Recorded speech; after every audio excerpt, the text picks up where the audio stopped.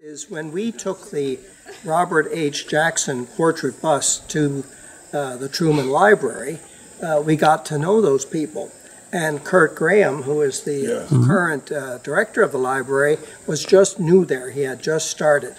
And so, of course, as you know, Greg, because you were with us on that trip, we had a wonderful time visiting with the professionals at the library, visiting the library, and they were so appreciative of the Jackson portrait bust, which worked right into their display on World War II, and of course the beginning of Truman's presidency when he appoints Jackson to be the chief prosecutor at Nuremberg.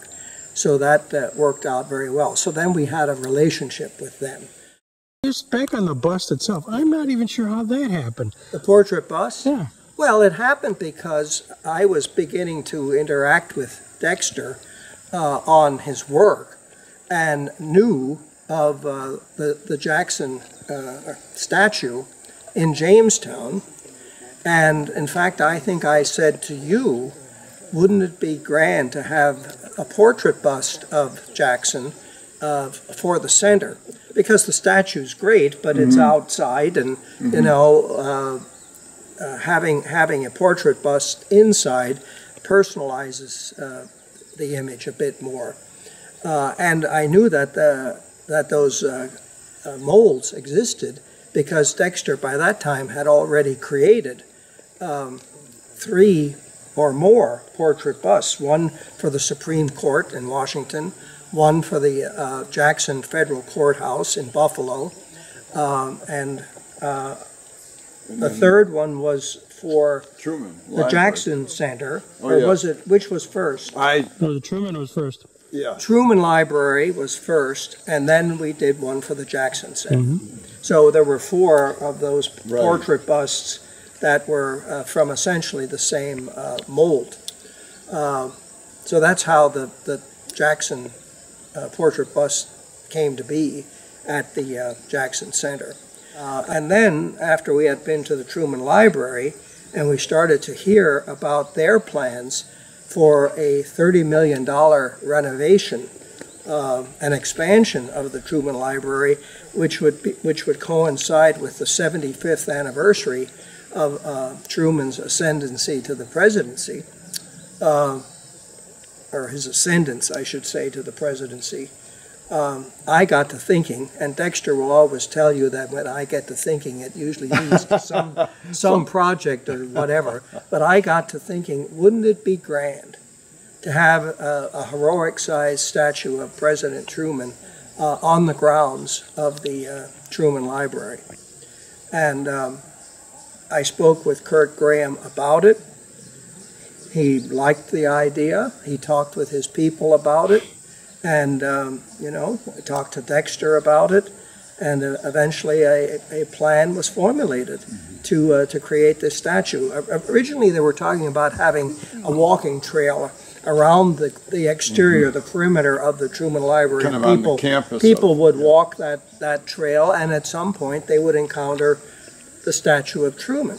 But as this evolved, and as the new entrance, they created a new entrance at the Truman Library, actually what was earlier the back side of the library, because now the front of the library, which was the entrance, is now the grand facade as you come up to the library. And the entrance is a much more grand affair on the other side, the opposite side of the library, with huge glass windows, the presidential seal above the entrance, and a beautiful walkway and what have you. So now the idea is that next week, Dexter and Faith will be taking the statue to a road trip. Independence, and Dexter and the project manager there and the engineer, the site manager, etc., have planned where the statue will go, very close to that entrance, so that as people approach the library, they will be greeted by this statue, and the pose is just so quintessential Truman, because he He loved to greet people. He loved to walk. He was his walks around Washington, D.C. and around Independence, Missouri are legendary in terms of just taking off and walking about. And of course, in the early days before the Secret Service was part of his life, he just walked everywhere. And he wore a hat almost all the time when he was outdoors. So when he met someone and wanted to acknowledge them, he would doff his hat. So when we began this project, Dexter and I talked at length about how are we going to do this, because so many of the pictures of Truman with the hat, he takes it off and you see the inside bowl of the hat. And we didn't think that that's what we wanted to see as we would approach this statue. So we did a little there's a photo in there. A little creative thinking about how does the president hold his hat so that we have that pose, but it also looks good. So that's what happened. Natural, but a slight turn of the wrist. Right. And then, Dexter, why don't you talk about the face and the facial expression? Well, give me just even further. How does one design the statue? So you conceptualize, you talk about, Don has set up the scene, we'd like a walking guy, a hat, doff a hat. Then, I mean, my God, how does even the head wrap itself around this? Well, this is called creativity, Greg. Well, initially, I thought to have his face more thoughtful, pensive. And then when they started talking about doing the statue at the entrance of the library, they wanted it to be more of a greeting statue, and Truman smiled rather easily, it seems.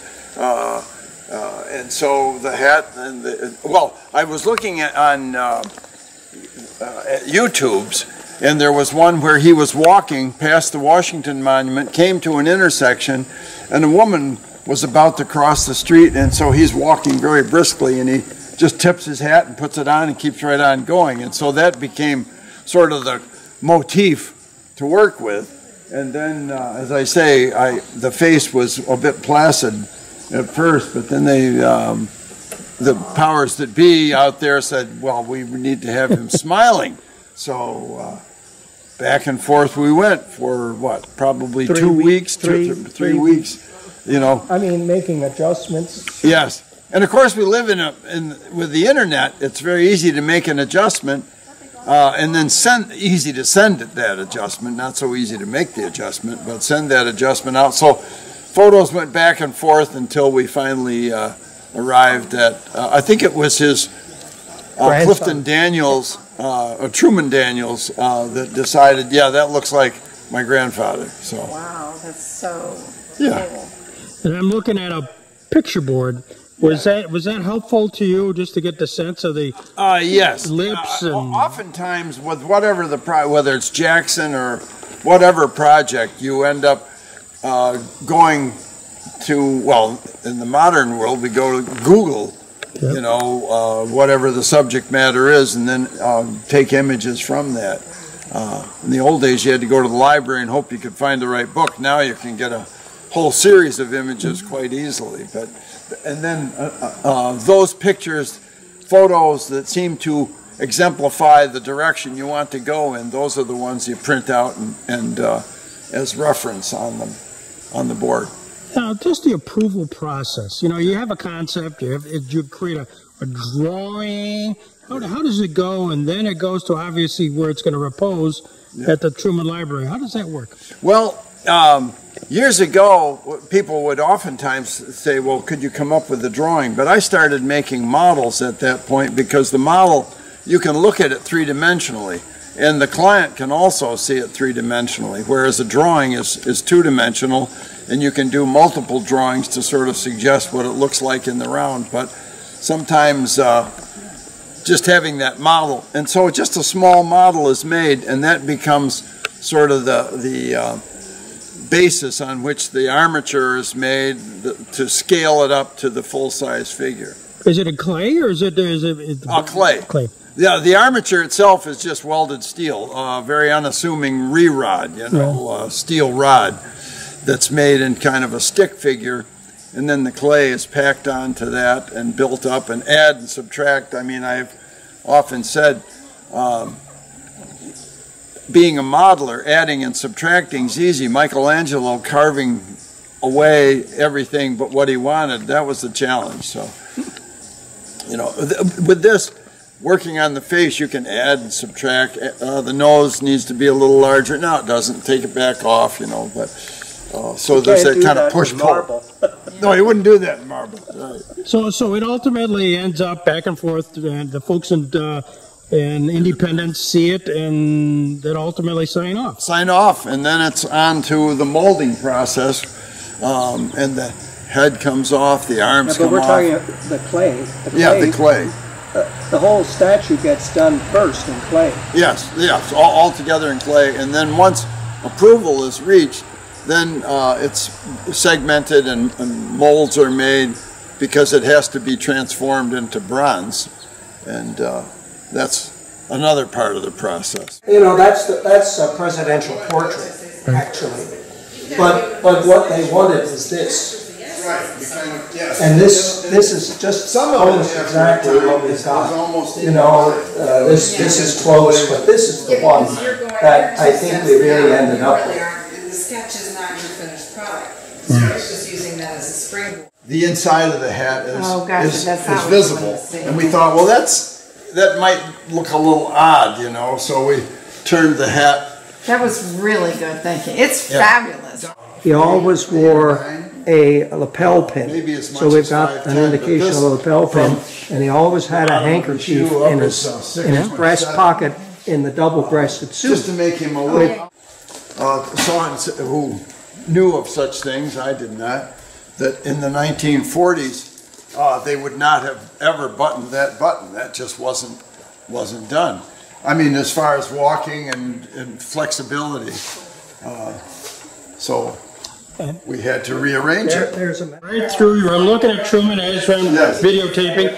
How many pieces would make up that Truman statue? It's just about 14. 14? 14 pieces, some as small as a hand, and others a big torso section. Yeah. But nothing higher than what will fit in that kiln. Right, everything has to fit in that kiln. And the capacity of the crucible, you don't want to go over 200 pounds at a time. At a pour, yeah. So. Wow.